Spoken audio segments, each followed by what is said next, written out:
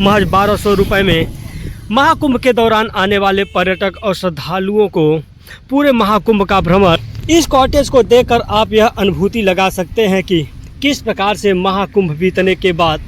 दोस्तों, आज हम प्रयागराज में हैं और प्रयागराज से आज आप लोगों को महाकुंभ के दौरान लोगों के लिए आकर्षण का केंद्र होने वाले उन स्थलों का झलकियां दिखाने वाले हैं जिसके लिए सरकार करोड़ों रुपए खर्च करने का काम की थी। तो आइए देर नहीं करते हैं और उन सभी तस्वीरों को हम एक बार पुनः इस वीडियो में साझा करने का काम करेंगे, उन स्थलों को दिखाने का काम करेंगे जो महाकुंभ के दौरान वह स्थल बेहद खास हुआ करता था। खास तौर से जो वीवीआईपी लोग थे उनके लिए कितना खास हुआ करता था, उन सभी तस्वीरों को इस वीडियो में दिखाने का काम करेंगे। तो दोस्तों, अभी हम प्रयागराज के नए यमुना और ब्रिज के पास हैं और यहीं से इस सफ़र का शुरुआत। तो दोस्तों, सफ़र की शुरुआत हम यहीं से करते हैं जो आपको इन तस्वीरों में प्रयागराज का नया और ब्रिज देखने को मिल जाएगा जो 2 पीपा पर टिका हुआ यह पुल है और पूरी तरह से तार पर यह पुल लटक रहा है। अगर हम इस पुल की खासियत की बात करें तो यह प्रयागराज शहर से होते हुए रीवा और मिर्ज़ापुर के लिए जोड़ने वाला मुख्य मार्ग पर यह पुल बनाया गया है और यह प्रयागराज शहर वासियों के लिए बेहद खास पुल माना जाता है। सामने आपको अंग्रेजों के ज़माने में बनाया गया पुल भी देखने को मिलेगा। प्रयागराज में यह 2 पुल बनाए गए हैं और यहाँ पर आपको यमुना की लहरें देखने को मिलेंगी जो पश्चिम की छोर से होते हुए त्रिवेणी संगम की ओर जाती है और यहाँ से लगभग 500 मीटर की दूरी पर त्रिवेणी संगम देखने को मिलेगा जहाँ पर 3 नदियों का मिलन होता है। सामने आपको राजा अकबर किला का कुछ दृश्य देखने को मिलेगा। तो दोस्तों, सामने देख पा रहे होंगे निषाद क्रूज देखने को मिल जाएगा जो महाकुंभ के दौरान वीवीआईपी लोगों के आवागमन करने के लिए मंगाया गया था। यह निषाद क्रूज आज भी इस नए पुल के पास खड़ा हुआ है। अगर उस छोर की बात करें तो वह सरस्वती घाट है और सरस्वती घाट के पास निषाद क्रूज खड़ा देखने को मिल जाएगा जो महाकुंभ के दौरान पर्यटकों के लिए बेहद खास रहा था और जो भी वीवीआईपी लोग थे इसी निषाद क्रूज के माध्यम से जल के रास्ते से त्रिवेणी संगम की ओर प्रस्थान कर रहे थे। तो तस्वीरों में देख पा रहे होंगे महाकुंभ के दौरान पूरे महाकुंभ परिक्षेत्र में दौड़ाई गई बिजली का पोल व खंभा तार को अब कार्यदायी संस्था के द्वारा हटाने का कार्य किया जा रहा है। हालांकि महाकुंभ समापन हुए लगभग 3 से 4 माह बीत चुके हैं लेकिन उसके बावजूद भी अभी तक बहुत सारे सामान आपको पूरे महाकुंभ क्षेत्र में कुछ इस प्रकार से बिखरे हुए देखने को मिल सकते हैं जिसे कार्यदायी संस्था के द्वारा निरंतर अब हटाने का कार्य किया जा रहा है। आने वाले 1-2 महीने में अब प्रयागराज में बाढ़ का भी दौर शुरू हो जाएगा, यानी कि तेज़ बरसात होने के बाद पूरे प्रयागराज में बाढ़ की स्थिति बन जाती है। यही कारण है कि प्रत्येक वर्ष माघ मेला और अर्धकुंभ प्रायोजन के बाद जो भी कार्यदायी संस्था के द्वारा कार्य किए जाते हैं वह सभी सामान को समेट लिया जाता है। यहाँ पर देख पा रहे होंगे कार्यदायी संस्था के द्वारा बिजली के पोल और तार को जो यहाँ पर बचा हुआ रखा था उसे अब हाइड्रा मशीन के माध्यम से हटाने का कार्य किया जा रहा है। हालांकि पूरे परिक्षेत्र में अब घास आपको देखने को मिल जाएगी। एक वह दौर था जब इस प्रयागराज की रेती पर करोड़ों लोगों की भीड़ हुआ करती थी, सुबह से लेकर शाम तक लोगों की चहल पहल हुआ करती थी। लेकिन दोस्तों, आज हर तरफ वीरान सा दिख रहा है। हर तरफ अब आपको घास देखने को मिलेगा, हर तरफ अब आपको बालू की रेती देखने को मिलेगी। यहाँ की हवा, यहाँ की पानी भी अब वह दिन याद कर रही है। काश वह दिन अब कब लौट कर आएगा।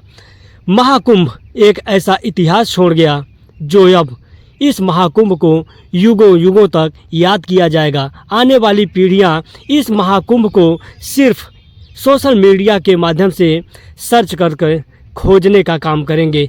अब शायद अब ऐसा महाकुंभ का प्रायोजन इस जीवन काल में देखने को नहीं मिलेगा। इतनी भव्य और दिव्य महाकुंभ का प्रायोजन जो 2025 में प्रयागराज की रेती पर प्रायोजित किया गया था। तो दोस्तों, सामने तस्वीरों में देख पा रहे होंगे गंगा, यमुना और गुप्त सरस्वती का पावन पवित्र स्थल त्रिवेणी, जहां पर प्रतिदिन हजारों की संख्या में श्रद्धालुओं का यहाँ पर आवागमन बना रहता है।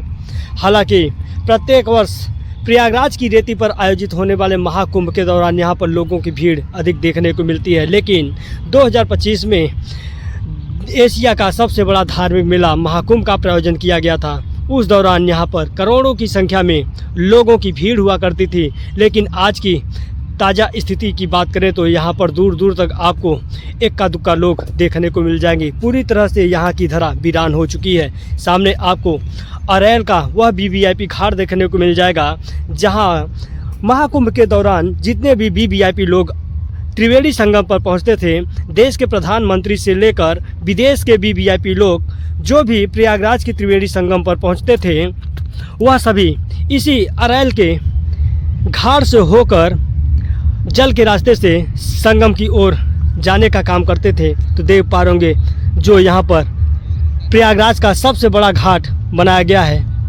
यहाँ पूरी तरह से अब वीरान हो चुकी है। बनाए गए सेटिंग प्लाजा पर यहाँ पर आने वाले कुछ श्रद्धालु जरूर आपको देखने को मिल जाएंगे, लेकिन महाकुंभ की जो छठा थी, महाकुंभ की जो आभा थी, महाकुंभ की जो भव्यता थी, वह अब पूरी तरह से समाप्त हो चुकी है। हर तरफ आपको बालू की रेतें अब देखने को मिल जाएगा। सामने आपको दोस्तों झूसी परिक्षेत्र देखने को मिलेगा, जहां पर ज़्यादातर नागा, अघोरी जैसे संत महात्माओं की जमावड़ा हुआ करती थी, लेकिन उस क्षेत्र में भी अब पूरी तरह से आपको बालू की रेती ही देखने को मिलेगी। सामने आपको झूसी का पुल देखने को मिलेगा, जो प्रयागराज से होकर बनारस की ओर जाने वाले मार्ग पर बना हुआ है। यहाँ पर आपको झूसी पुल देखने को मिलेगा और यहाँ पर आपको त्रिवेणी संगम देखने को मिलेगा, और उस छोर पर आपको संगम की तट पर लोगों की भीड़ अधिक देखने को मिल जाएगी। मान्यता है कि प्रत्येक शनिवार और मंगलवार को जो स्थानीय लोग हैं वह सभी निशान का चढ़ावा करने के लिए प्रयागराज की रेती पर पहुंचते हैं। यही कारण है कि सप्ताह के 2 दिन यानी कि शनिवार तथा मंगलवार को लोगों की भीड़ संगम की ओर आपको अधिक देखने को मिल जाएगी, जिसे हम आप लोगों को तस्वीरों में जूम कर दिखाने का प्रयास कर रहे हैं। तो देख पा रहे होंगे संगम की ओर लोगों की भीड़ आज देखने को मिल जाएगी, क्योंकि आज शनिवार का दिन है और शनिवार का दिन बजरंग बली का मुख्य दिन माना जाता है। शनिवार और मंगलवार के दिन त्रिवेणी संगम पर लोगों की भीड़ अधिक देखने को मिलती है। दोस्तों, इस कॉटेज को देखकर आप यह अनुभूति लगा सकते हैं कि किस प्रकार से महाकुंभ बीतने के बाद पूरा प्रयागराज की धरती वीरान हो गई है। कभी इस कॉटेज में साधु संत महात्मा और देश के अलग अलग कोने से चलकर आने वाले ऋषि मुनियों की बयार बहा करती थी, ऋषि मुनियों की जमावड़ा हुआ करती थी, लेकिन आज इन सभी कॉटेज पूरी तरह से वीरान हो गई है। बांस बल्लियों से बनाई गई दीवारें, बांस बल्लियों से बनाई गई छतें अब पूरी तरह से ढह चुकी हैं, और लगातार जो भी यहाँ पर कार्य किए गए थे उन सभी कार्य की तस्वीर कुछ इसी प्रकार से अब आपको देखने को मिल जाएगी। तो यहाँ पर 2 हेलीपैड बनाया गया था जो आज भी स्थित है। हालांकि इस हेलीपैड पर हेलीकॉप्टर की मौजूदगी नहीं है, लेकिन हेलीकॉप्टर यहीं से पूरे महाकुंभ का भ्रमण कराने का काम किया जा रहा था। महज 1200 रुपये में महाकुंभ के दौरान आने वाले पर्यटक और श्रद्धालुओं को पूरे महाकुंभ का भ्रमण हेलीकॉप्टर के माध्यम से महज 1200 रुपये में भ्रमण कराने का काम किया जा रहा था। सामने आपको ओमेक्स सिटी देखने को मिल जाएगा, और इसी ओमेक्स सिटी के बगल में यह हेलीपैड बनाया गया था।